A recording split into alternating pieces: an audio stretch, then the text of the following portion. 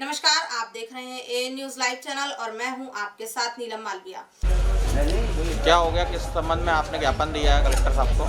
मेरा नाम दिनेश कुमार तिवारी है। मेरे पिता श्यामलाल तिवारी गोवा स्वतंत्रता संग्राम सेनानी रहे हैं और मुझे माननीय कमल जी पटेल जो पूर्व राजस्व मंत्री के द्वारा मेरे माताराम को वर्ष 2007 में 5 एकड़ भूमि आवंटित करवाने के आदेश जारी किए जा चुके थे।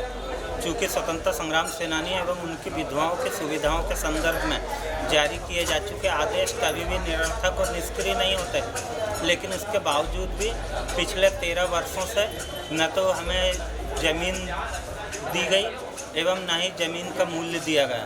इस संदर्भ में पिछले वर्ष मेरे द्वारा आवेदन दिया गया था माननीय प्रभारी मंत्री पीसी शर्मा जी के समक्ष।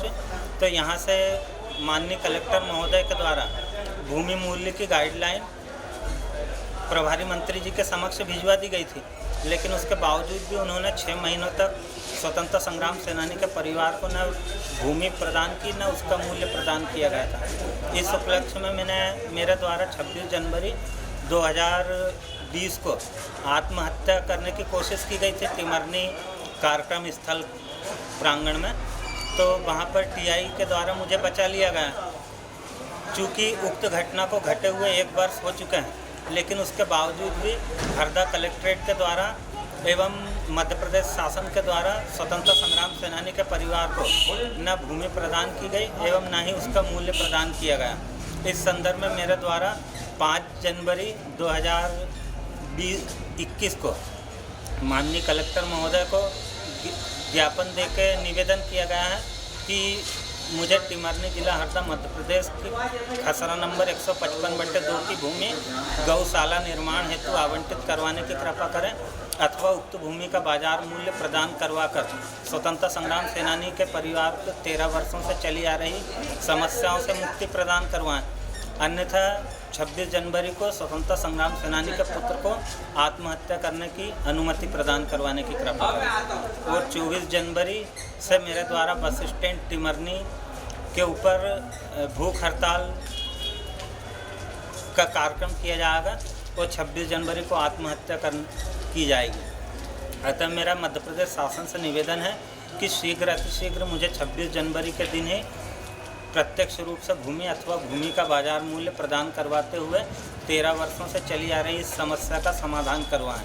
माननीय प्रधानमंत्री मोदी जी के द्वारा स्वतंत्रता संग्राम सेनानियों एवं उनके परिवारों को राष्ट्रीय व्यक्ति और राष्ट्रीय परिवार मानते हुए विशिष्ट परिवारों की श्रेणी में रखा गया है, लेकिन मध्य प्रदेश शासन के द्वारा न तो स्वतंत्रता संग्राम सेनानियों के परिवारों को विशिष्ट श्रेणी में रखा गया अभी तक एवं ना ही किसी परिवार के सदस्य को कोई कार्ड वगैरह दिया गया है। उसके कारण से हमको हमारे मुंह से कहना पड़ता है कि हम स्वतंत्रता संग्राम सेनानी के पुत्र हैं। अतः मध्य प्रदेश शासन को हमारे कुछ पहचान पत्र प्रदान करवाना चाहिए और देश में भ्रष्टाचारी करने वाले लोग तो करोड़ों अरबों रुपए कमा रहे हैं और जिन लोगों के कारण से देश आज़ादी की सांस ले रहा है उनके परिवार ज़्यादातर गरीबी और भूखमरी से ही अपना जीवन गुजार रहे हैं और शासन के द्वारा कोई उनके परिवारों पर ध्यान नहीं दिया जाता है। अतः मेरा निवेदन है कि माननीय मंत्री जी को स्वतंत्रता संग्राम सेनानी के परिवारों के ऊपर भी थोड़ा ध्यान देना चाहिए कि उनके परिवारों की क्या स्थितियाँ चल रही है।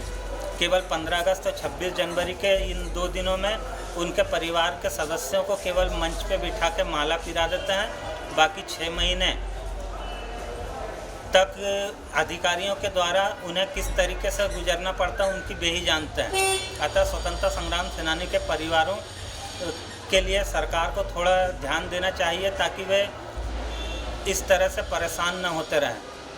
मध्य प्रदेश शासन के द्वारा उनके परिवारों के ऊपर कोई ध्यान नहीं दिया जाता है।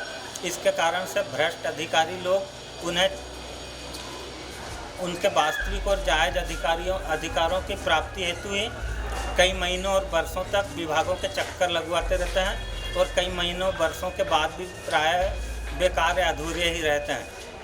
अतः मध्य प्रदेश शासन को स्वतंत्रता संग्राम सेनानी के परिवारों के ऊपर ज़रा ध्यान रखना चाहिए।